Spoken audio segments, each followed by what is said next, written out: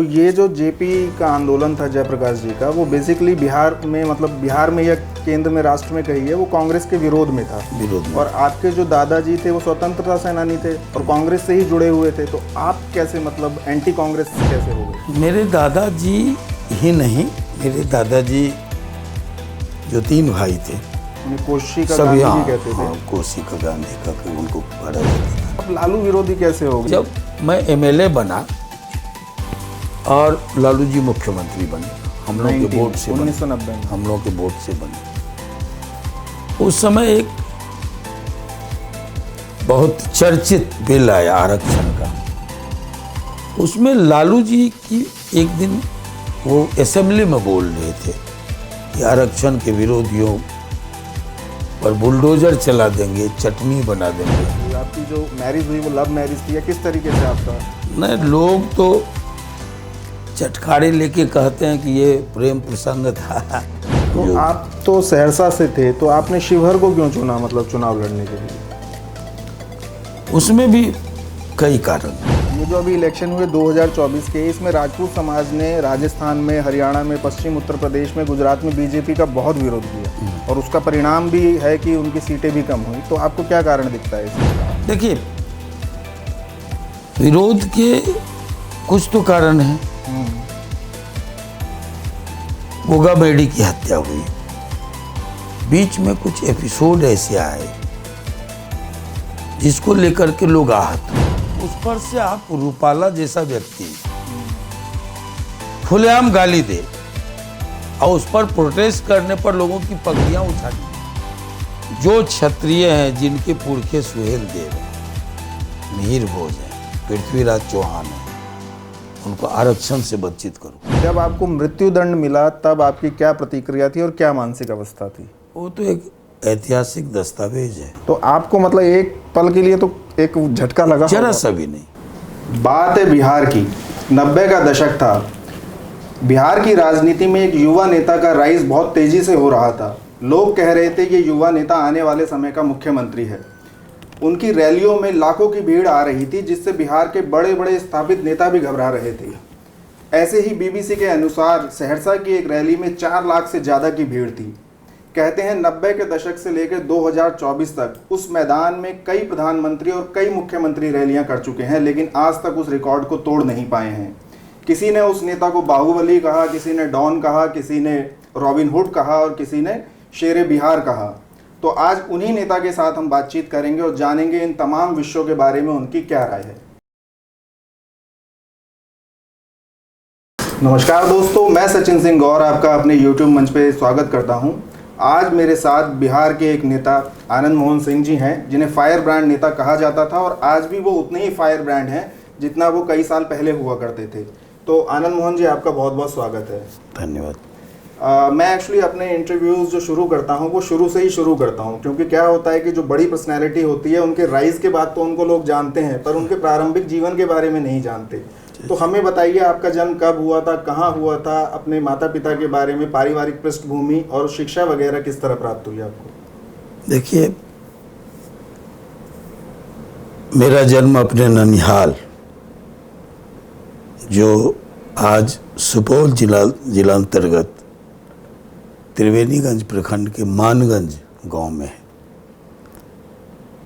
वहाँ के सम्मानित निर्विरोध लगातार मुखिया और शिक्षक, पेशे से शिक्षक रहे, जमींदार परिवार में जन्म लेने वाले बड़े जोतदार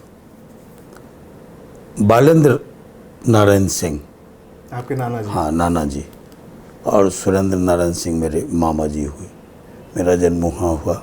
लालन पालन, स्कूली पढ़ाई मानगंज और कोरियापट्टी हाई स्कूल में हुए। बाद में मैं त्रिवेणीगंज आया और त्रिवेणीगंज से मैट्रिक करने के बाद कॉलेज की शिक्षा के लिए मैं RDNDJ कॉलेज मुंगेर चला गया जी, जहाँ प्राचार्य कपिल मेरे प्रिंसिपल थे और वाइस प्रिंसिपल थे उमेश्वर प्रसाद वर्मा जी। हाँ, ये लोग बड़े लोग थे। तो वहीं जब मैं कॉमर्स 3rd ईयर में था। आपने बीकॉम किया है? हाँ, तो वही फिर 74 आंदोलन की शुरुआत हुई, जेपी आंदोलन, जिसको बाद में जाना गया। कॉलेज टाइम में ही आप उससे जुड़ गए थे? हाँ, 17-18 साल? हाँ, वो 18 साल उम्र थी हमारी। तो उन दिनों 4 मुद्दों पर, महंगाई, भ्रष्टाचार, कुशिक्षा, ये 4 मुद्दों पर छात्रों ने बिहार विधानसभा का बड़े पैमाने पर घेराव किया और वहाँ गोलियां चली। असेंबली के स्टूडेंट्स विंग, जो विभिन्न, एक दल विशेष के नहीं, सबों ने छात्र संघर्ष समिति बना करके असेंबली का घेराव किया और वहाँ गोलियां चली। बहुत हिंसा की घटनाएं घटी। मुंगेर नेक्स्ट दिन 19 मार्च को सबसे, 1974 में? हाँ, 1974 के 19 मार्च को सबसे आंदोलन का सबसे गर्म दिन रहा। मतलब सबसे जहाँ, तीव्र हाँ, आंदोलन वहाँ हुआ? बिल्कुल, जहाँ बिल्कुल आपको बताइए कि पूरब सराय, कलेक्ट्रेट, मिनर्वा प्रेस, ये सभी बस अड्डा, स्टेशन, सब धू कर जले। अच्छा। बहुत उग्र आंदोलन वहाँ हुआ।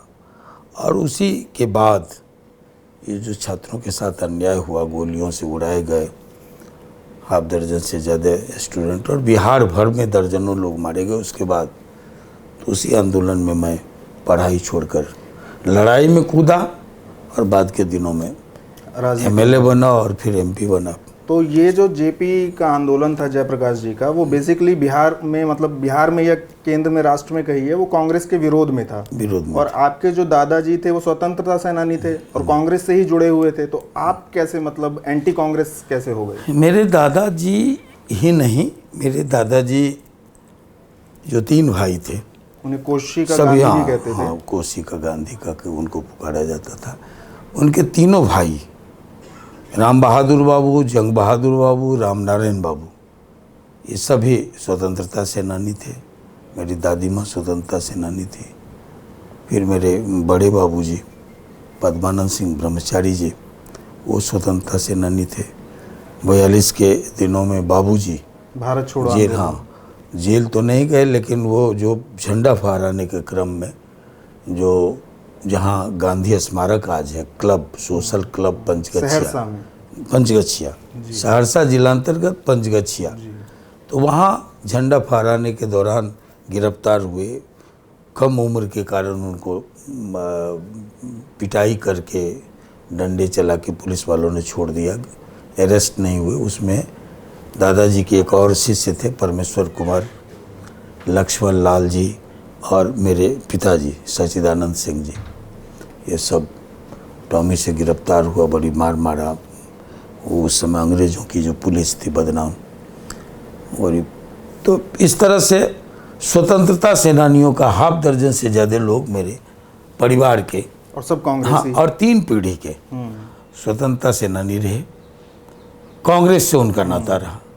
तो आप और कैसे कांग्रेस के विरोधी खिलाफ हो गए? ही आंदोलन शुरू हुआ। हाँ।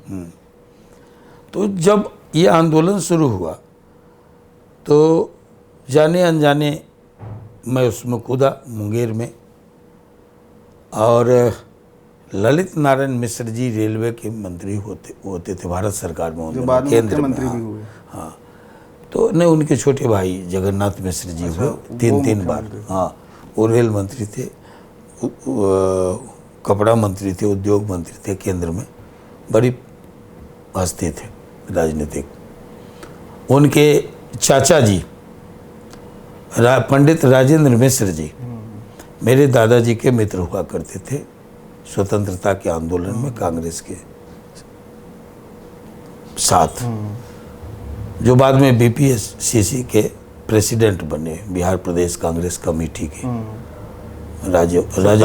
राजा बाबू। हाँ, तो उनके वो भतीजे थे ललित बाबू। हाँ, तो उनकी एक चिट्ठी गई मेरे आंदोलन में कूदने के बाद कि जब अपने ही घर से लोग जयप्रकाशी हो जाएंगे तो फिर कांग्रेस का क्या होगा।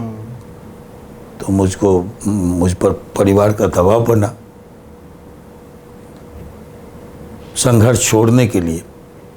लेकिन तब ऐसे में मेरी अपनी चचेरी बड़ी बहन, हम सभी भाई बहनों में जो चचेरा भाई बहन है उनमें वो सबसे बड़ी थी और सुंदरवती कॉलेज में प्रोफेसर थी भागलपुर में। तो उन्होंने दादाजी की डायरी उस मीटिंग में जो बैठक चल रही थी पारिवारिक, उसमें उन्होंने पेश की और बताया कि चील डायरी में दादाजी ने लिखा था अपने परिजनों को राजनीति से मना करते हुए कि जो पहले के पूर्व की राजनीति, गुलाम भारत की जो राजनीति थी, उसमें त्याग, बलिदान, संघर्ष, ईमानदारी की राजनीति थी। जब पावर में कांग्रेस आई 47 के बाद, तो सारे लोग कांग्रेसी थे। स्वाभाविक है, एमएलए एमपी बनना था, पावर में जाना था। क्योंकि दादाजी का जिसने भी चरण छुआ कोसी के इलाके में, वो सभी नेता एमएलए एमपी केंद्र में, राज्य में मंत्री बने। तो वो जान ही रहे थे कि मेरे बेटे और भतीजों को कौन रोक लेगा जब राजनीति में रहेंगे। तो बड़ा नाम थे वो। गांधी जी को कोई राय लेनी होती थी, कोई लोग जाते थे उत्तर बिहार के, कोसी के, गांधी जी से मशविरा करने आंदोलन संबंधी, तो सीधे कहा करते थे वहाँ राम बहादुर है, उनसे परामर्श करो। गांधी जी, हाँ, कोसी का गांधी जी कहा करते थे मेरे दादाजी के बारे में, वहाँ राम बहादुर है, वहाँ उनसे राय मशविरा करके आंदोलन को आगे बढ़ो। तो स्वाभाविक है कि वो बड़ा नाम थे। और मेरा जो परिवार था वो आज़ादी का मंदिर माना जाता था। सैकड़ों बीघा जमीन दादाजी ने कांग्रेस कर्मियों को खिलाने, शिविर चलाने, जमानत कराने, संघर्ष में जो कांग्रेस कर्मी दुखी हैं, किसी गरीबी के कारण शादी नहीं हो रही है, विवाह नहीं हो रहा है काडरों का, इन सब में खर्च करके वो लगभग 400 बीघा ज़मीन फूंक चुके थे। अच्छा, आज़ादी की लड़ाई में।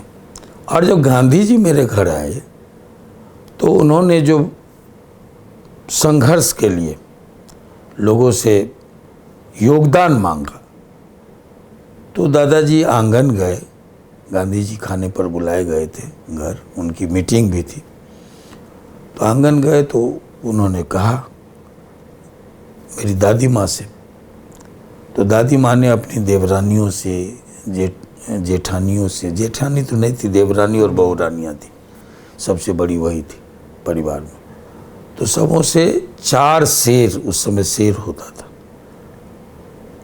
आभूषण इकट्ठा करके गांधी जी के चरणों में डाल दिया और गांधी जी उसको ले गए। ये 1942 की बात होगी शायद, भारत छोड़ो आंदोलन। हाँ, उसके पूर्व की बात, तैयारी के संबंध में। तो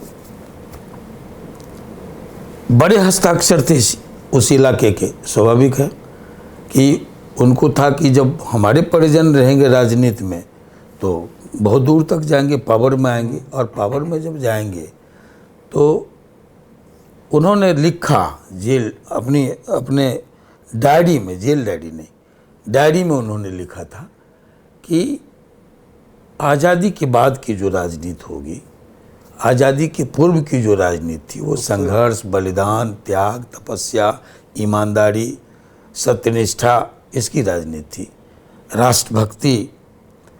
और उसके बाद सत्ता में, आज़ादी के बाद कांग्रेस सत्ता में आएगी, और उसके बाद की जो राजनीति होगी वो छल, छद्म, तिकड़म, स्वार्थ, लोभ, बेईमानी, गलाकाट राजनीति होगी। ऐसी घृणित राजनीति में हमारे परिवार के लोगों को जाना नहीं है। ये उन्होंने अपनी डायरी में लिखा। और उन्होंने लिखा कि ठीक 25 साल बाद पावर कांग्रेस को करप्ट कर देगी, और 25 वर्षों के बाद लोग उजली टोपी से घृणा करने लगेंगे कांग्रेस कर्मियों से घृणा करने लगे, नफरत करने लगेंगे, उस समय एक बदलाव की राजनीति इस देश में फिर से उभरेगी, सामने आएगी। तो वही उस बदलाव, उस परिवर्तन की राजनीति में परिवार का कोई नौजवान अगर जाना चाहे उसको रोकना भी नहीं। तो वही डायरी देखने के बाद हमको इजाज़त मिली तो आप और मैं आंदोलन में फिर से सक्रिय हुआ। तो बाद में आप जनता पार्टी से जुड़ गए, मतलब आप हाँ, विधायक। वो जनता पार्टी का निर्माण हुआ जयप्रकाश जी के नेतृत्व में। सभी दलों का जनता पार्टी का जो निर्माण वो स्वतः है। जैसे आज़ादी के पूर्व कांग्रेस तमाम थी, लोग कांग्रेस और थे, उसके बाद जनता पार्टी तो बनी, सभी ये उसको दूसरी आज़ादी कही गई, जिसमें जो इमरजेंसी लगी, प्रेस पर सेंसरशिप, ये न्यायपालिका पर लगाम, ये सब तो हुआ। देश के लाखों बड़े से हमारे जैसे छोटे कार्यकर्ता, मोरारजी देसाई, राजनारायण, चंद्रशेखर, जयप्रकाश नारायण, ऐसे लोग वहाँ से शुरू होके मेरे जैसे साधारण लोग उसी में थे। लालू जी, नीतीश जी, मेरे जैसे लोग, सुशील कुमार मोदी जी, ये जो, तो हम सब लोग जेल में थे। तो स्वाभाविक है कि हम लोग जनता पार्टी थे। उसके बाद इमरजेंसी हटी, चुनाव हुआ, कांग्रेस का सुपरा साफ उत्तर भारत में हो गया, जनता पार्टी की सरकार बनी। स्वाभाविक है हम लोग तो जनता आप पार्टी। एमएलए बन गए उसके बाद? एमएलए बाद में बने, 90 के दशक में मैं मतलब एमएलए उस समय बना। तो आपकी उस समय भी कम उम्र ही नहीं थी। तो जब 26-27 पे पहुंचे हाँ, तब एमएलए बने आप। एमएलए बने। तो ये बाहुबली का टैग आपके कैसे लग गया? जब आप तो राजनीति में थे तो ये बाहुबली कहाँ से वो आ गया? डॉन और ये सब। नहीं, डॉन तो किसी ने नहीं कहा आज तक। नहीं, आप ये धृष्टता किसी ने नहीं की डॉन कहने की, लेकिन fire brand leader, Robin Hood, Baahubali, तो कहा ये गया। सब चस्पा, बाहुबली तो चल ही रहा है। तो ये कैसे ये चस्पा सब हो गया? चस्पा होते रहा। और ये डेमोक्रेसी है, हमारे पुरखों ने देश की आज़ादी और लोकतंत्र की बहाली के लिए सब कुछ किया। मैं स्वयं, जो लोग हमको बाहुबली कहते हैं, प्रेस की आज़ादी के लिए तब मैं क्रांति दूत अखबार निकालता था 80 उस आंदोलन में, नहीं, 70 में। जयप्रकाश आंदोलन में। क्रांति दूत अखबार की प्रतियां पकड़ी गई त्रिवेणीगंज गोलीकांड के बाद, हॉकर्स पकड़े गए, मेरे संपादकीय पर बिल्कुल प्रशासन आग बबूला था। और तो पहली बार जो मेरी गिरफ्तारी हुई, इसको तो कोई नहीं कहेगा। आज जो लोग कहते हैं बाहुबली, फायर ब्रांड लीडर या रॉबिन हुड, शायद उन लोगों का जन्म भी नहीं हुआ होगा। बिल्कुल। जब मैं प्रेस की आज़ादी के लिए पहली बार, अभिव्यक्ति की स्वतंत्रता के लिए जेल गया था, मैं वहाँ से शुरू। तो इमरजेंसी में आप 3 महीने जेल रहे? नहीं, सर्वाधिक बिहार में, मैं कोसी में तो मेरा रिकॉर्ड 6 बार मैं जेल गया। 74 आंदोलन से इमरजेंसी में तो 19 महीना जेल में रहे। अच्छा। 18 महीने का आपातकाल था, मैं सारे 19 महीने के बाद छूटा। आपातकाल खत्म होने के बाद जार साहब भी छूट गए, 3 लोग रह गए थे, आनंद मोहन, एक आदिवासी नेता लोपोहो और लक्ष्मण झा। भागलपुर सेंट्रल जेल में हम लोग कैद थे। मतलब सरकार भी आ गई थी? सरकार बन गई, जार साहब का शपथ हो गया, मैं जेल में था। जब असेंबली चुनाव का हुआ कि अब असेंबली चुनाव होंगे, उसके पूर्व 79। हाँ, कौन थे, बीडी जत्ती या कौन उपराष्ट्रपति जो चार्ज में थे, बड़ी आंदोलन हुआ। चरण सिंह गृह मंत्री थे, वो गए, वो मानने के लिए तैयार नहीं थे। 9 प्रांतों में चुनाव होना था, तो नहीं माने, तो फिर जो है सो लगा कि महाभियोग लगाया जाए, तब जा कर के साइन हुआ और 9 प्रांतों में चुनाव हुआ। चुनाव पूर्व में छोड़ा गया। तो आपकी राजनीति लालू जी और नीतीश जी के साथ ही रहे ना आप? बिल्कुल, हम हमसे सीनियर थे। तो सबसे फिर- सीनियर हम लोगों में रामविलास पासवान जी थे। उसके जॉर्ज बाद फर्नांडिस। नहीं, जॉर्ज साहब तो खैर महाराष्ट्र से थे, वहाँ आकर के बिहार की राजनीति में मैं कह रहा हूँ सबसे सीनियर थे रामविलास पासवान जी। उसके बाद थे लालू जी, उसके बाद नीतीश जी, मोदी जी में थोड़ा बहुत अंतर होगा या हम उम्र होंगे। शिवानंद तिवारी जी लालू जी के बराबरी के होंगे, और मैं नीतीश जी और मोदी जी से जूनियर हम लोग थे, थोड़ा 5-6 साल करीब, ऐसा कुछ। 4 साल।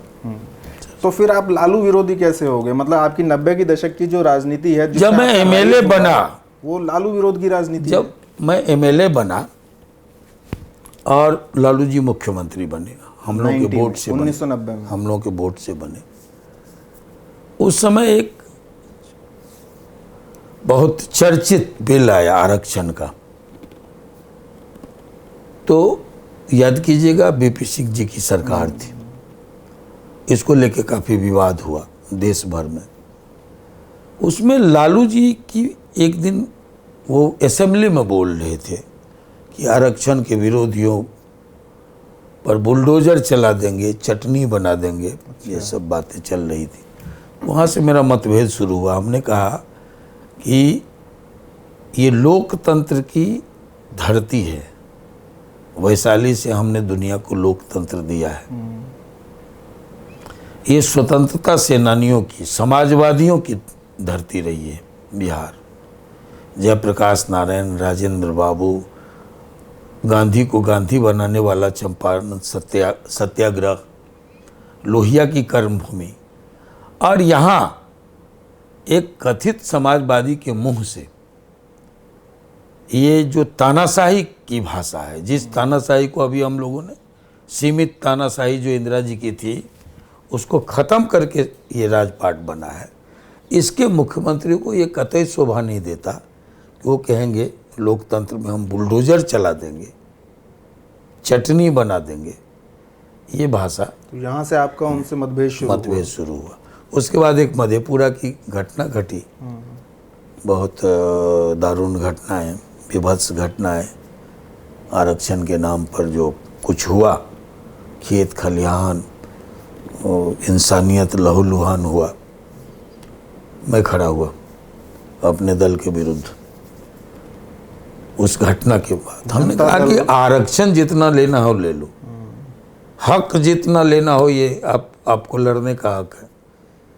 अगर कोई अपने को समझते हैं कि हजारों साल से, सैकड़ों साल से हम पिछड़े हैं, दलित हैं, हमको न्याय मिलना चाहिए, तो ये लोकतंत्र में वाजिब हक, सवाल उठाने का सबको अधिकार है। लेकिन औरतों के साथ बलात्कार हो, सामूहिक तौर पर नंगा नचाया किया जाए, खेतों को उजाड़ा जाए, खलिहानों को उजाड़ा जाए, हमले हों, जात पूछ करके हमले हों, जनों पूछ करके उसको अपमानित किया, देख करके अपमानित किया जाए, तो ये तो नहीं चलेगा। और यहीं से मेरा मतभेद हुआ अपनी ही सरकार और अपनी ही पार्टी के खिलाफ। लोगों ने आपको पसंद भी बहुत किया, आपकी लोकप्रियता ही बहुत हुई उस समय। अब जो भी हो, मैंने जो उचित समझा वो आवाज़ हमने उठाई। तो फिर फॉल कैसे हो गया एकाएक आपका, इतना तेजी से उठने के बाद? मेरी लोकप्रियता मेरा दुश्मन बना। सभी जानते हैं हम साजिशों के शिकार हुए। अब एक अद्भुत मामला, मैं कहता हूँ कि मैं हिंदुस्तान में निश्चित तौर पर न्याय के सवाल पर प्रश्न चिन्ह हूँ। अब देखिए, गोपालगंज में 2 डीएम मारे गए। एक का नाम रामसेवक शर्मा था, कोई संत ज्ञानेश्वर थे, वो वाले संत ज्ञानेश्वर नहीं, नए वाले। और उनका कोई शिष्य था, कोई सम यादव। तो रामसेवक शर्मा जी जब आए तो उन्होंने देखा कि भाई सरकारी ज़मीन पर एक शानदार आश्रम बना हुआ है, तो उन्होंने नोटिस दी और उसको तोड़ दिया। संत ज्ञानेश्वर के जो शिष्य लोग थे वो काफ़ी क्रुद्ध हुए। वो बड़ा सा बम बना के, हैंड बम हाथ का बना हुआ, और वो ताक में रहा। जैसे ही कलेक्टर निकला, उसमें एसी गाड़ियाँ कम हुआ करती थी, वो एम्बेसडर खुला था शीशा, बम फेंका उसके, उन कलेक्टर साहब के गोद में गिरा, भ्राम से वो उड़ गए सभी, जो भी चालक हों, गार्ड हों, कलेक्टर साहब हों। मुकदमा चला, एक ऑर्डर गिवर थे, एक मारने वाले थे, दोनों को आजीवन कारावास, गुरु शिष्य को। भागलपुर जेल में वो बंद थे, हाईकोर्ट तक बरकरार रही आजीवन कारावास।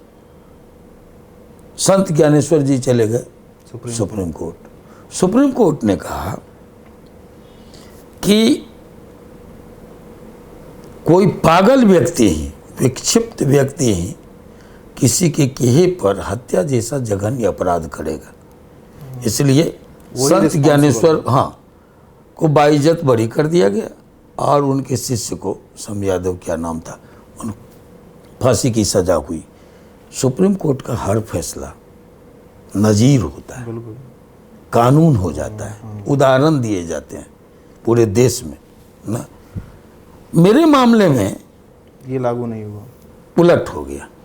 सारे लोग, 3,500 अज्ञात लोग, 35 नामजद अभियुक्त, उसमें 27 लोग पहले छोड़े गए, 7 लोगों को सजा हुई, मारने वाले छूटे, ऑर्डर गिवर भी छूटे, सिर्फ आनंद मोहन। तो ये पूरा 3,500 के भीड़ की सारी जिम्मेवारी अकेले आनंद मोहन को पर थोपी गई और हमको सजा हुई, और मैं 16 साल काट के आया। शुरू में तो आपको मृत्युदंड था ना? पहले मृत्युदंड। ये प्रोवोकिंग भाषण पर मृत्युदंड की पहली घटना है हिंदुस्तान की ना। इस देश ने देखा, एक प्रोवोकिंग भाषण का चार्ज इस देश में था, वहाँ भी कुछ मौतें हुई थी। बाद में जो फैसला आया उसमें था कि ऑडियो अस्पष्ट है और कैसेट धुंधला है। मेरे खिलाफ तो न कोई ऑडियो था, न कैसे कोई वीडियो था, और सारे लोग छूट गए, मुझे सजा हुई। और मैं इसलिए कहता हूँ प्रश्न चिन्ह हूँ मैं न्याय जगत पर, कि एक एसडीओ और डीएसपी कहता है 4:15 बजे संध्या 4:15 पर आनंद मोहन ऑर्डर दे रहे थे या प्रोवोकिंग भाषण कर रहे थे, भगवानपुर चौक पर भड़काऊ भाषण कर रहे थे, और 4:28 पर मैं हाजीपुर में गिरफ्तार कर लिया गया वायरलेस मैसेज पर। वायरलेस था तुर्की थाना में, वायरलेस था गरोल थाना में, वायरलेस था भगवानपुर थाना में, वायरलेस था सराय थाना में। 4 थाने को लांग करके, जहाँ से लोकप्रिय सांसद थी लवली आनंद, हमको भागने का रहता मार के तो अपने क्षेत्र में कहीं भी छुप जाते, लेकिन वे 62 किलोमीटर दूर 12.5 मिनट में वायरलेस मैसेज पर गिरफ्तार किया गया।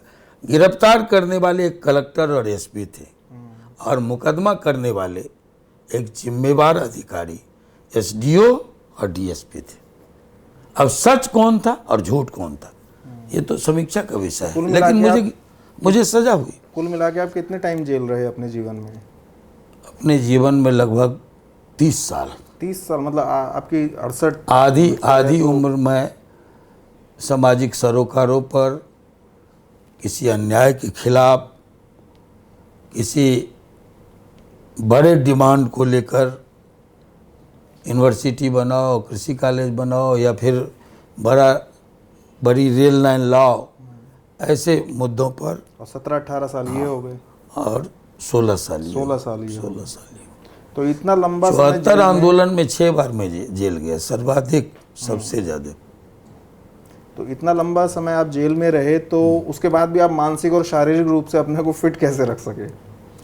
देखिए, व्यक्ति अगर निगेटिव सोचने लगेगा तो थक जाएगा, टूट जाएगा, लेकिन व्यक्ति अगर पॉजिटिव सोच लेगा, कहेगा चलो नियति को मंजूर है, मैं दोषी नहीं हूँ, जो होगा ठीक ही होगा, है ना।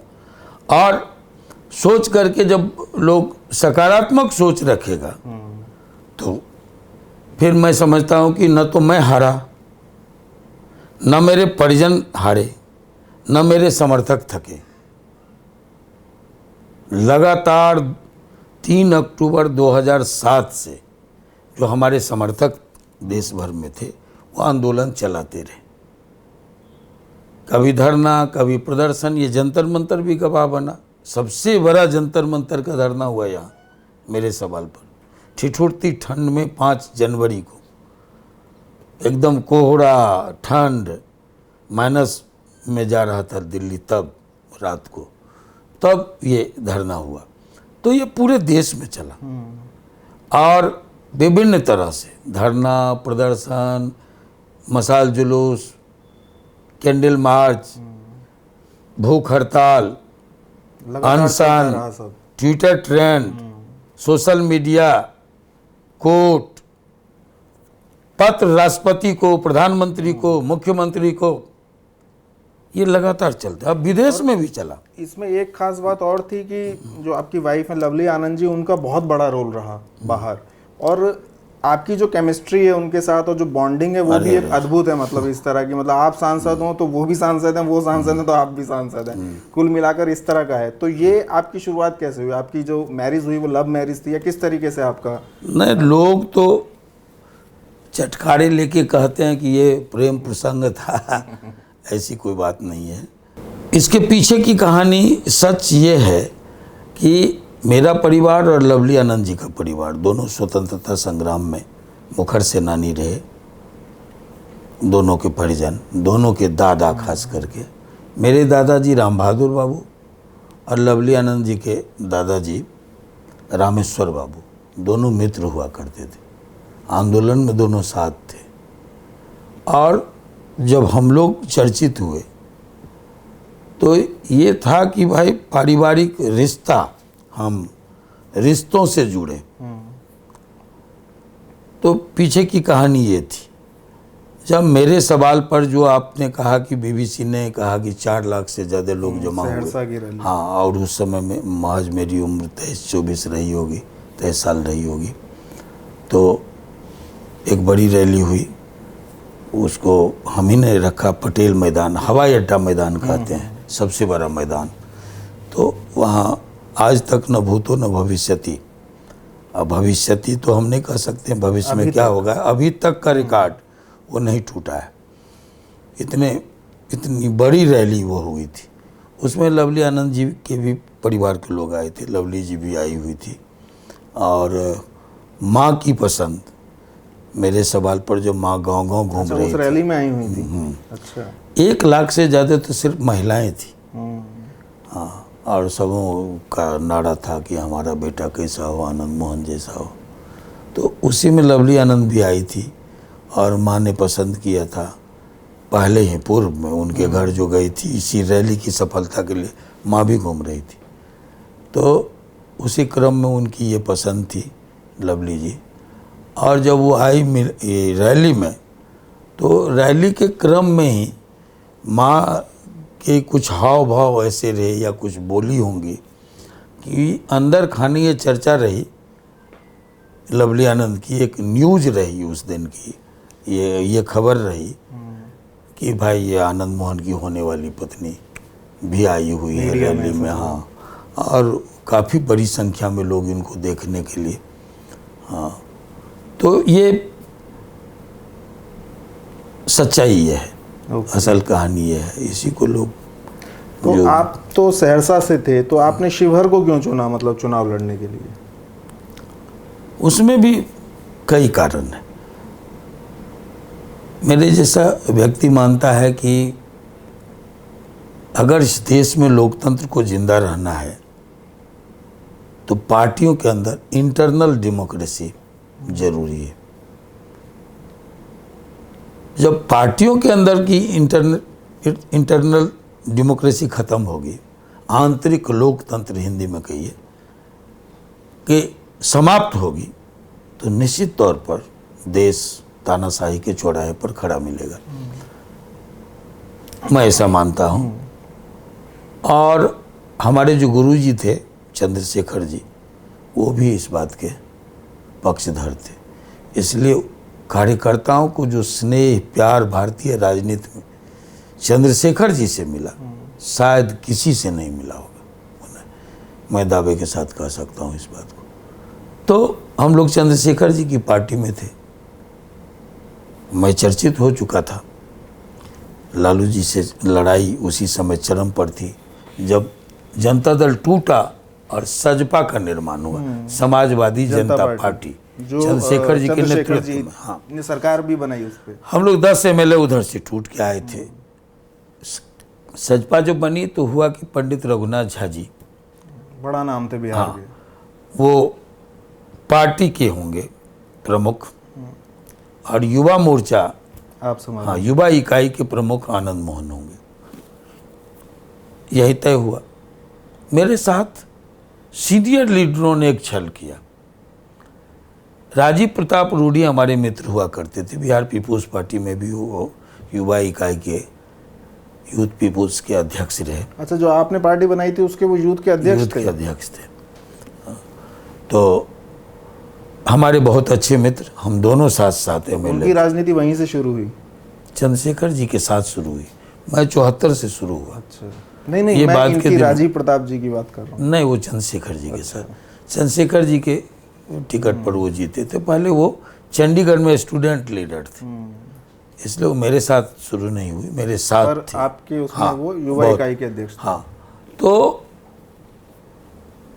हुआ क्या कि यूथ के प्रेसिडेंट आप बिहार के हम होंगे, सजपा के। सजपा के। रघुनाथ झा जी होंगे प्रेसिडेंट पार्टी के, और इनको था जनरल सेक्रेटरी। सुबोध कांत सहाय जी गृह मंत्री थे, हम लोगों के वो यूथ के प्रेसिडेंट पहले हुआ करते थे। हाँ, गृह राज्य मंत्री थे। बाद में नकुल नायक जो पीएमओ में निर्विभागीय मंत्री थे, सिर्फ यूथ को देखने के लिए चंद्रशेखर जी के साथ, वो बनाए गए सुबोध भाई के बाद प्रेसिडेंट। तो इनके मन में था कि दिल्ली की राजनीति करें, तो उन्होंने अपना अप्रोच किया कि हमको जनरल सेक्रेटरी बना दो ऑल इंडिया। वो बना दिए गए। रातों रात अचानक हमारे साथ, हम दोनों के साथ धोखा हुआ। धोखा ये हुआ कि हमको बिहार के प्रेसिडेंट से हटा के जनरल सेक्रेटरी ऑल इंडिया बना दिया गया, और राजीव प्रताप रूडी को भेज दिया गया बिहार इकाई का, यूथ का, समाजवादी युवा जनता का प्रेसिडेंट बना के। हम दोनों जब जानकारी मिली तो हतप्रभ थे। हम लोगों ने कहा कि भाई आपस में तालमेल करके नकुल नायक से मिलके चंद्रशेखर जी को कहा कि हम लोगों ने बदलवा लिया, लेकिन इसका जिक्र कहीं नहीं हुआ, है ना। हम लोग गए जब बिहार, एक साथ ढोल नगाड़े लोग समर्थक आए, तो मालूम हुआ कि प्रेसिडेंट आनंद मोहन है और जनरल सेक्रेटरी हो गए राजीव प्रताप। हाँ, बदल गए। फिर हमारे खिलाफ प्रपंच शुरू हुआ वहाँ, ना।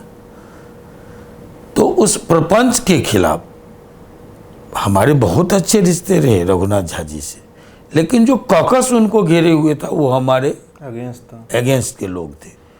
एक डाह, एक चलन, जो मैं चर्चित हो चुका था लालू जी से संघर्ष में, तो एक जलन था। उनको रात दिन समझाया जाता था ये डोमिनेट कर रहा है और आपको सुपरसीड कर जाएंगे। हाँ, ये कर जाएंगे, वो कर जाएंगे। मतभेद यहाँ से शुरू हुआ, और रघुनाथ झा जी वहाँ से एमएलए हुआ करते थे। हमने कहा कि मैं आपको हराने आऊँगा शिवहर में। शिवहर, और यही कारण हुआ कि मैं शिवहर गए। हाँ, मैं अपने घर से 250 किलोमीटर दूर शिवहर लड़ने गया। उसमें रघुनाथ झा जी से मैं हार गया, पहला इलेक्शन एमएलए का जब हारा तो उसके तुरंत बाद मैं एमपी का चुनाव था, और लालू जी उठा करके हमको जेल में रखवा दिए इसी केस में, सेल में बंद कर दिए। लवली जी ने वो कॉन्टेस्ट नहीं, फिर मैं, लवली जी हमसे पहले बने। अच्छा, लवली जी उसी लड़ाई के क्रम में वैशाली से जो उपचुनाव हुआ उसमें वो सांसद बनी, और मैं शिवहर से सांसद बना, जेल से ही। हाँ, जेल से। तो इस तरह आप सहरसा की जगह शिवहर से आए, और फिर शिवहर ही आपकी सीट हो गई, वहां से आप लगातार और उसके बाद लवली आनंद मेरे इस बार जो ये लंबा समय समयावधि रही मेरी जेल की, उसमें लवली आनंद अपने क्षेत्र को छोड़ के वैशाली सारा समय शिवहर को देना शुरू की। सफलता नहीं मिली, 360 वोट से उनको एक बार हराया गया। फिर बेटा उसी जगह से एमएलए आज है और लवली आनंद वहाँ से एमपी है। तो आपने पार्टी बनाई थी बीपीपी, और 94 या 95 के इलेक्शन में आपके वोट समता पार्टी से ज़्यादा थे पूरे बिहार में, शायद 300 कुछ सीटें आपने लड़ी। बहुतों से ज़्यादा थे। तो फिर आपने विलय क्यों कर लिया समता पार्टी में बाद में? ये हमारे और नीतीश जी के ताल्लुकात तब भी मधुर थे, आज भी अच्छे हैं। बीच में जरूर कोई गलतफहमी अनेकों तरह का रहा, राजनीति में ये सब चलते रहता है, लेकिन हम लोग अच्छे मित्र थे और वो हमसे सीनियर रहे।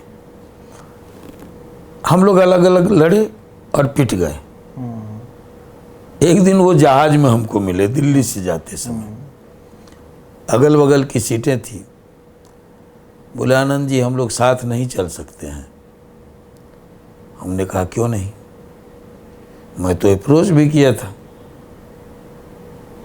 लेकिन आपकी तरफ से उस समय रिस्पांस नहीं मिला। तो अब सारी बातों को भुला करके हम लोग को साथ चलना चाहिए। जनता जो बिहार की थी उसका भी यही था। एक स्वर से लोग कहते थे कि लालू जी से लड़ना है तो छोटी ने बड़ी ताकत बनाई है। तो हम लोग मिले, पहली मीटिंग नालंदा में हुई, दूसरी सोनवर्षा राज में हुई, फिर तीसरी जो है मोतिहारी में हम लोगों ने किया। ऐसे ही बिहार में हम लोग निकले, साथ निकले। और बाद में जब मैं जेल में डाल दिया गया तो फिर परिस्थितियाँ ऐसी हुई कि हम लोगों का दोनों का विलय हुआ। तो उसके बाद तो उनका ही राइज हो गया, लेकिन फिर मैं जेल चला गया और वो की वजह से भी वो ऐसा।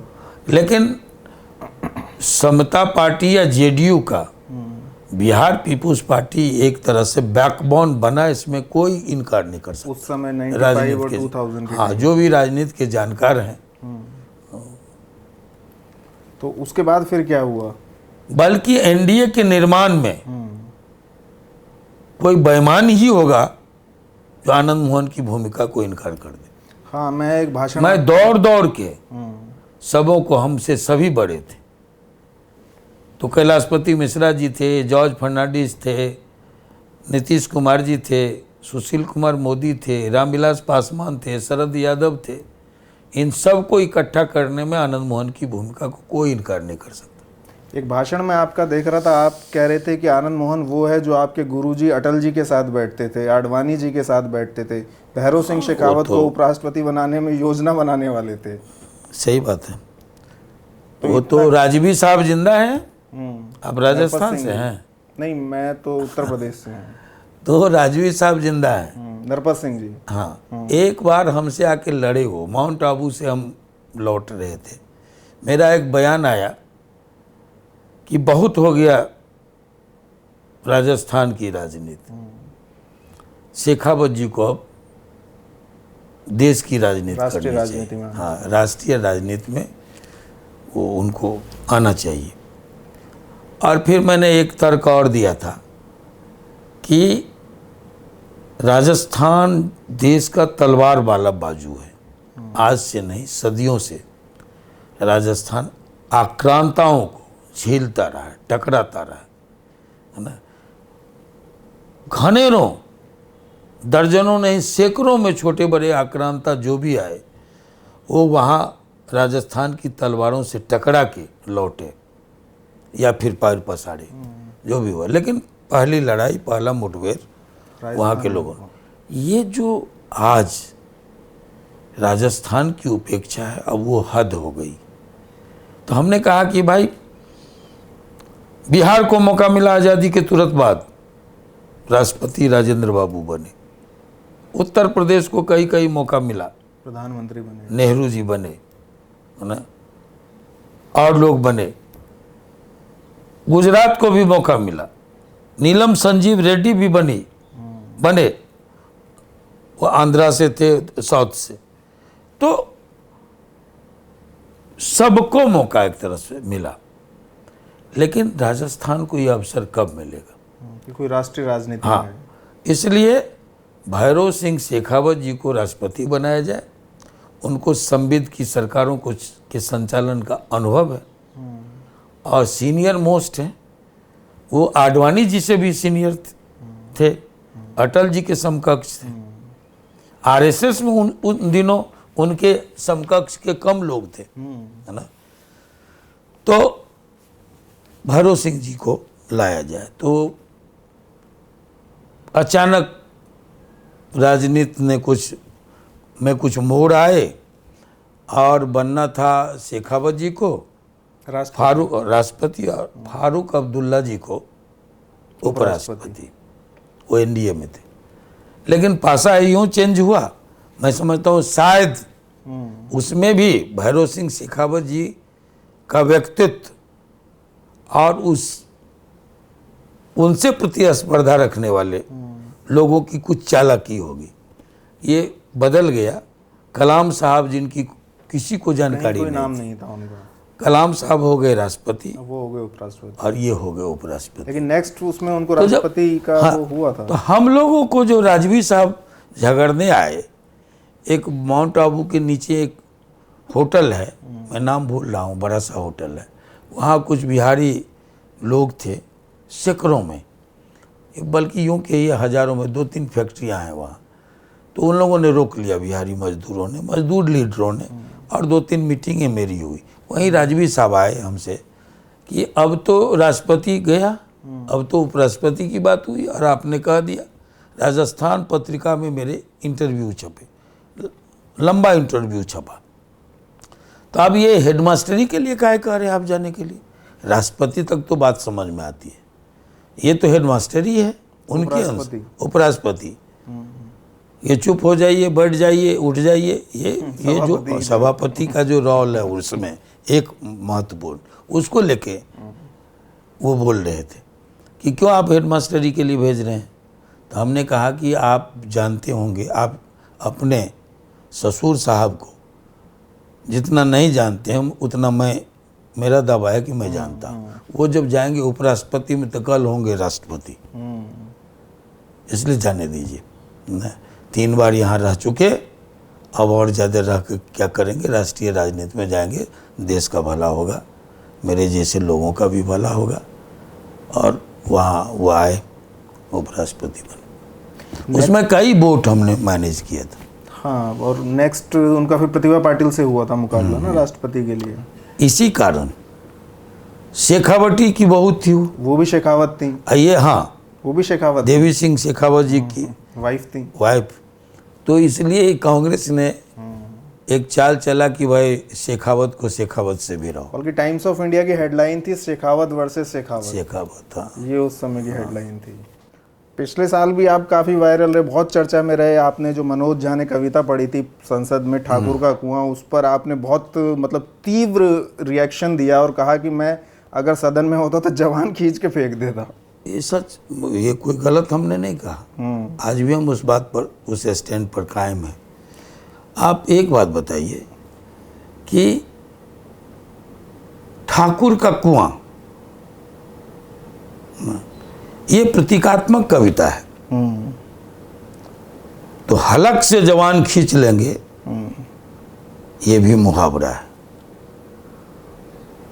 मतलब सबक सिखाएंगे, ये है ना, सबक सिखाएंगे। इसका मतलब ये थोड़ी है कि जीभ खींचेंगे और काट के फेंक देंगे, वो भी मुहावरा है। मैं साहित्यिक लोग हूँ, कम से कम जिनका नाम लिया जा रहा है उनसे बड़ा साहित्यिक। राजकमल प्रकाशन से मेरी पुस्तकें छपती है, सीबीएसई में मेरी कहानियाँ चलती हैं, है ना। तो अब ये हमको कोई समझाए नहीं, शाब्दिक अर्थ क्या है उसका, इसका क्या है। ये प्रतीकात्मक कविता थी, किसी पर वो हमला नहीं था, किसी वर्ग विशेष को ठेस पहुंचाना नहीं था। तो ये हलक से जुबान खींच करके आसन पर उछाल देंगे या राग से जीभ खींच लेंगे, ये भी मुहावरा है। तो आप इस पर चिल्पो नहीं हो। तो अब एक बात मैं आपने जो सवाल किया उस पर हम आते हैं। हमारा संविधान इसकी इजाज़त देता है क्या कि आप अपने मन से, वचन से, कर्म से किसी जाति, किसी संप्रदाय, किसी धर्म विशेष को आहत करें? नहीं देता है। इसलिए जब चुनाव में लोग जाते हैं तो आचार संहिता में फंसते हैं, मुकदमे लगते हैं।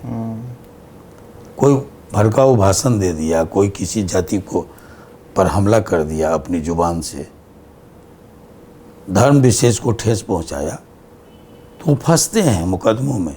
लेकिन उन्होंने आज- इसीलिए डिस्क्लेमर दिया था कि ये किसी जाति की बात नहीं कर रहा हूँ। ये कविता पढ़ने से पहले उन्होंने डिस्क्लेमर दिया था। मैं एक बात बताऊं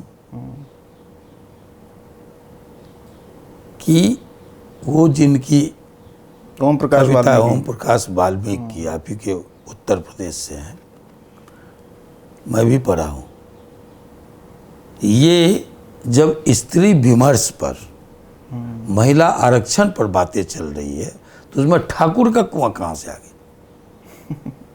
ये जानबूझ करके अब कोई रेशम की साड़ी पहने हुए है और उसमें मार्किन का, सूती का, मोटे सूती का पैबंद लगा दे, है ना? ये तो जानबूझ के ये आहत करने के लिए उन दिनों की चाल थी। तो आपको लगता है वो जाति को टारगेट कर रहे थे? बिल्कुल। और जब मैं जिस बात का जिक्र आपने किया कि लालू जी का विरोध कहाँ से हुआ, किसी राजपूत पर हमला नहीं हुआ था। इज्जत, अस्मत, प्रतिष्ठा, खेत खलिहान, लहूलुहान जो हुए थे वो किसी राजपूत के नहीं। पिछड़ी आपके सवाल पर जब मैं खड़ा हो सकता हूं तो अपने सवाल पर कैसे चुप लगा जाऊं? मतलब आपके सवाल में मतलब ब्राह्मणों पे हमला हो रहा था, आप ये कह रहे बिल्कुल। हैं? जो आपने लालू जी के खिलाफ राजनीति बिल्कुल, शुरू की थी। आपके मित्र थे छोटन शुक्ला? मित्र नहीं थे, शिष्य थे। शिष्य मतलब छोटे थे वो आपसे? हाँ, मतलब काफी क्लोज थे। लेकिन बाद के दिनों में इसी संघर्ष में। पप्पू यादव से भी काफी संघर्ष रहा आपका? पप्पू यादव से कभी कोई संघर्ष नहीं रहा, मित्रता नहीं रही, वो अनदुश्मनी रही। वो एक समय लालू जी की राजनीति के शिकार होते थे, मेरे खिलाफ उनको पेश कर आगे कर दिया जाता था। और जब वो इस बात को समझे तो मेरे पास आए और उन्होंने कहा कि आप अगर हाँ कहें, आप हमको बख्श दें इधर से, तो मैं सीधे सरकार से लड़ूं। और हमने वचन दिया और आज तक निभाया जी। तो वो बीच में तोड़ा भी, मैं नहीं तोड़ा। तो आजकल आप राजपूत राजनीति में काफी सक्रिय दिखते हैं। अब देखिए, प्रोग्राम्स में जाते हैं, राजपूत मुद्दों पर प्रोग्राम्स भी में बोलते हैं। जब हमको कोई बुलाएगा तो हम जाते हैं, और हम जाते हैं तो ट्रेनिंग की देते हैं। मैं जिस पड़ाव पर हूँ, मैं जिस परिवार से हूँ, मैंने कहा कि वहाँ जाति और धर्म की कोई गुंजाइश नहीं है राजनीति के लिए।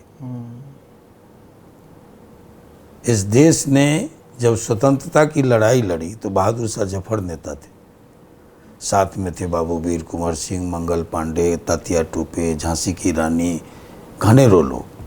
उसी तरह गांधी के नेतृत्व में जब लड़ाई हुई तो जाति और धर्म सामने नहीं था, लक्ष्य था भारत की आज़ादी, सुशासन, सुराज।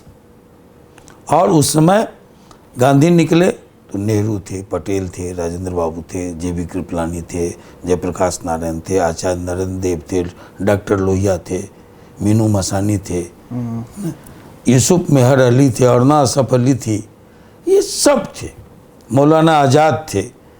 तो हमारी राजनीति में इसकी गुंजाइश नहीं है। जाति और धर्म की। लेकिन राजपूत जब इकट्ठा होंगे तो आज देश काल में उनकी दशा दिशा राजनीति की क्या होनी चाहिए, इस पे चर्चा अगर हमसे जितना बन पड़ेगा हम तो मार्गदर्शन नई पीढ़ी को देंगे कि लाइन लेंथ क्या होना चाहिए, कैसी राजनीति होनी चाहिए। आप किसी का टूल किट मत बन जाइए, ये तो हम बताएंगे आज के किसी का कि प्रयोग की वस्तु मत बनिए। ये जो अभी इलेक्शन हुए 2024 के, इसमें राजपूत समाज ने राजस्थान में, हरियाणा में, पश्चिम उत्तर प्रदेश में, गुजरात में बीजेपी का बहुत विरोध किया और उसका परिणाम भी है कि उनकी सीटें भी कम हुई। तो आपको क्या कारण दिखता है इसका? देखिए, विरोध के कुछ तो कारण हैं। गोगा मेडी की हत्या हुई, बीच में कुछ एपिसोड ऐसे आए जिसको लेकर के लोग आहत हुए। जब मेरा मामला आया, मैं जेल से 16 वर्षों बाद निकला, जिस तरह से चिल्पो मचाया गया, हाँ, लोगों वो भी को बहुत तकलीफ ज्यादा हुई। हंगामा हुआ, जबकि लोगों को अभी कई तकलीफ हुई। अपराधी यूपी में भी छोड़े गए, मतलब जो लोग सजाए उसमें थे, तो कोई मुद्दा नहीं उठा। देखिए, संविधान की मूल आत्मा है बराबरी का, समता का। कलेक्टर मारे जाएंगे तो कानून अलग हो जाएगा, चपरासी मारे जाएंगे कानून अलग हो जाएगा, रिक्शा चालक मारे जाएंगे तो अलग कानून होगा, अलग विधान होगा, अलग सजा होगी, और राष्ट्रपति मारे जाएंगे तो अलग। ये भारत का संविधान कहता ही नहीं। हमको जिस मामले में कहा जाता है कि ये कानून में बदलाव लाया गया, उस पर सुप्रीम कोर्ट के 3 फैसले हैं। High court Bihar, Patna high court के 2 फैसले हैं। उसको पेस्ट करके हमको छोड़ा गया है। सरकारी अधिकारी वाला जो पॉइंट था, तो ये सरकारी अधिकारी मारे जाएंगे तो पेरोल नहीं, बेल, परिहार नहीं मिलेगा। आपको अगर आजीवन का मतलब 20 बरस है तो 20 बरस रहना होगा, ये कहना है। हम 16 वर्षों में छूटे।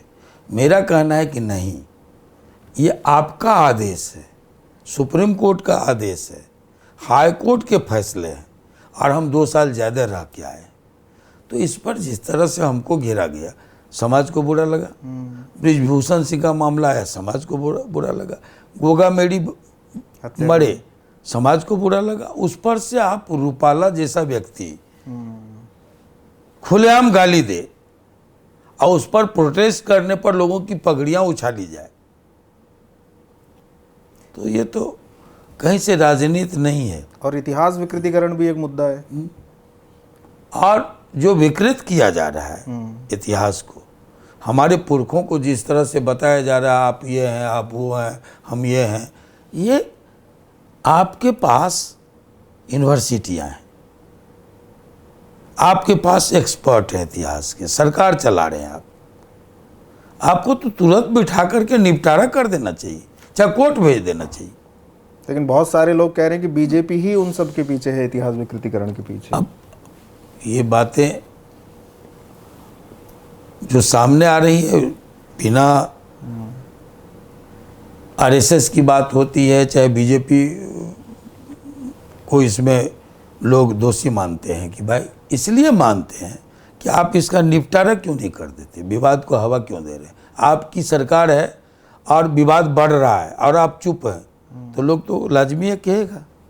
अच्छा, इसलिए इसका निपटारा जरूरी है। श्रवण समाज हम मिहिर भोज को कोई बांट के उठा के ले जाता है, सुहेल देव को कोई कहता है, तो जब कहता है तो फैसला कीजिए।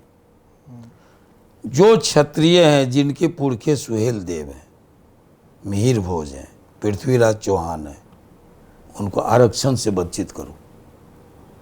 सीधी बात है कि आप क्षत्रिय भी हैं और आपको आरक्षण भी चाहिए। एक साथ दोनों बातें नहीं चलेंगी। या तो आप क्षत्रिय रहिए या तो आप आरक्षण में जाइए। दोनों बात कि हम हैं और हम नहीं हैं, एक ही समय दोनों बात। आरक्षण के समय में हम नहीं हैं, हम दलित हैं, पिछड़े हैं, अति पिछड़े हैं, और लाभ के समय में, और उसके बाद हम इतिहास के अंग बन जाते हैं। तो ये दोनों बातें नहीं चली। तो यही तो आरोप बीजेपी पे है कि वो क्षत्रियकरण कर रही है बाकी जातियों का, जिससे कि हिंदुत्व के वोट बैंक में उनको जोड़ा जा सके। जो भी हो, इस विवादास्पद मुद्दे को हम खींचना नहीं चाहते हैं। हम सिर्फ इतना कहना चाहते हैं कि जब कोई क्षत्रिय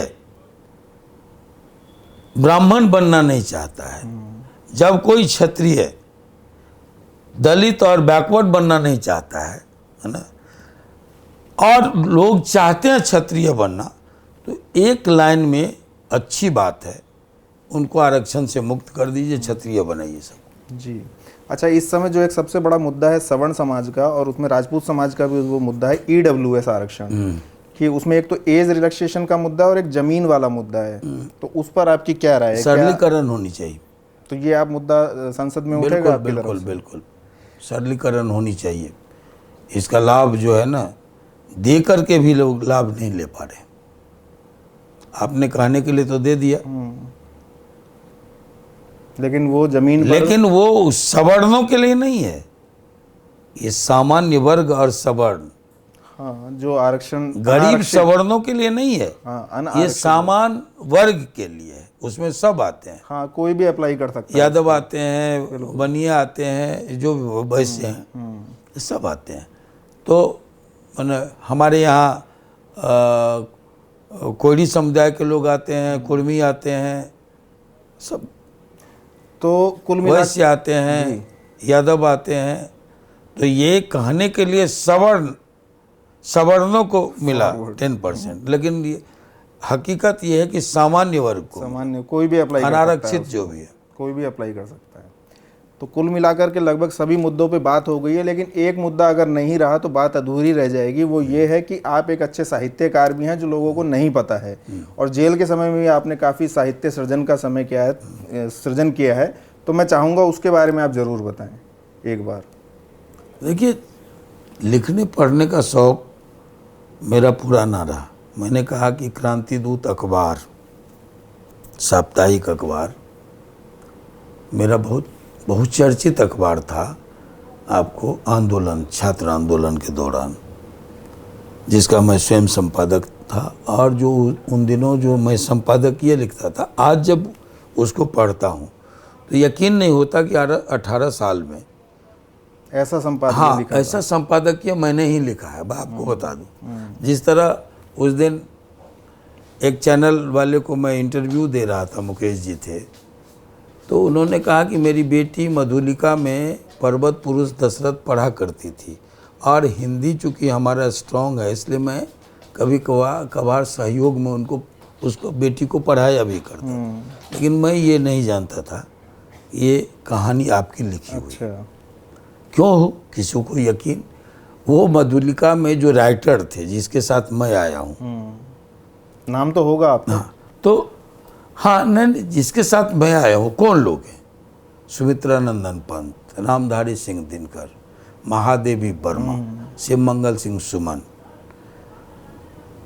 निराला, ऐसी ऐसी हस्तियों के बीच अगर आनंद मोहन आए हैं, मेरी कहानी आती है, तो लोग को यकीन सोचे होंगे कि भाई हम तो बदनाम है दूसरे कारणों से, तो विश्वास नहीं होता।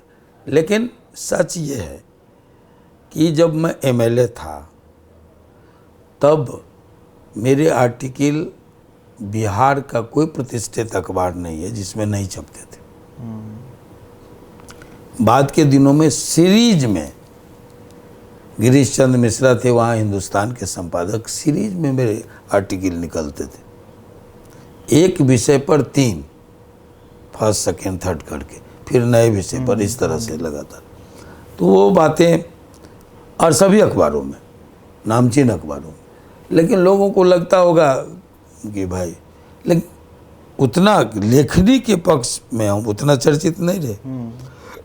स्वाभाविक है, जब जेल आदमी जाता है अंतर्मुखी होता है, खुद के अंदर झांकता है। बाहर अगर रहता है बहिर्मुखी होता है व्यक्ति, बाहरी दुनिया में व्यस्त रहता है। तो जब तन्हाई में आप अपने अंदर झांकेंगे और जितनी गहराई से झांकेंगे, बातें उतनी गंभीर बाहर निकलेंगी। मैंने कहा कि मैं सकारात्मक सोच का आदमी रहा। योगा, व्यायाम, बैडमिंटन, फूल पत्ती, सौंदर्यीकरण जेल का, वाद विवाद प्रतियोगिता, खेल कूद, जेल का अनुशासन कैसे कायम रहे, इस सब में मैं अपना समय गुजारता था। जेल में झगड़ों का निपटारा प्रशासन के साथ मिलके, बाहरी झगड़े भी आते थे जेल पर, चूँकि मैं तो बंधा हुआ था, यहाँ तो मिल ही जाएंगे। तो ये सब शादियाँ, जेल में रहते जहाँ भी संभव हुआ तो ये निगोशिएशन वगैरह में ये सब चलते रहता। तो सकारात्मक सोच रखे और संयोग से जो काम मिला हमको, जेल में अगर आपको सज़ा होगी तो कोई काम करना हो तो क्या काम करनी है, तो मैंने लाइब्रेरी का काम लिया। अच्छा। उसके संचालन का, उसके संवर्धन का, काफ़ी जो लोग आते थे मिलने उनसे डोनेट भी करवाया, लाइब्रेरी को समृद्ध बनाया। उसी लाइब्रेरी में रहना, सोना, उठना, बैठना, ये 24 घंटे। किताबें भी पढ़ते थे काफ़ी? पढ़ना और लिखना, हर बड़े राइटरों को पढ़ने के बाद में एक समीक्षा, मेरे जो संस्मरण है अभी जो आपने लिखे हुए हैं वहाँ। हाँ, एक तो है काल कोठरी से, फिर है जेल की कहानियाँ, कारागृह की कहानियाँ या कारागार की कहानियाँ, ये सब अभी वो प्रकाशनाधीन है। तो ये जेल डायरी 3 पार्ट में, काल कोठरी से 3 पार्ट में जेल डायरी है। तो ये सब चलता रहा। उसी में पुस्तकें आई। पहली पुस्तक कैद में आज़ाद कलम, दूसरी स्वाधीन अभिव्यक्ति, तीसरी पुस्तक आई गांधी कैक्टस के फूल, फिर कहानी आई पर्वत पुरुष दशरथ। उसी कहानी संग्रह में से एक कहानी दशरथ मांझी के ऊपर। दशरथ माउंटेन मैन माझी, बाद में फिल्म भी बनी उस पर। हमारे आध्यात्मिक पक्ष को हटा के लव स्टोरी बना के पेश किया गया। और बाहुबली वगैरह वो सब जो है। एक आखिरी प्रश्न कि जब आपको मृत्यु दंड मिला तब आपकी क्या प्रतिक्रिया थी और क्या मानसिक अवस्था थी? वो तो एक ऐतिहासिक दस्तावेज है कि किस तरह हमने कोर्ट को कहा, किस तरह हमने लोगों को फेस किया, काफ़ी निर्भीकता से। और वो सब ऐतिहासिक दस्तावेज है, वो कहिएगा मैं भेज दूंगा। बिल्कुल। तो आपको मतलब एक पल के लिए तो एक झटका लगा? जरा सा भी नहीं, जरा सा भी नहीं। जरा सा भी नहीं। मुझे विश्वास था कि कुछ होने को नहीं है, क्योंकि मैं जानते बूझते कभी नाजायज किया ही नहीं, चिट्ठी तक को ठेस नहीं पहुंचाया। सामने अनैतिक रूप से गैरवाजिब तरीके से कोई दबाना चाहा तो दुश्मन कितना बड़ा है इसकी परवाह भी नहीं किया। जी। तो कुल मिला के बहुत अच्छी चर्चा रही और आगे भी आपसे चर्चा करते रहेंगे। बहुत बहुत धन्यवाद आप।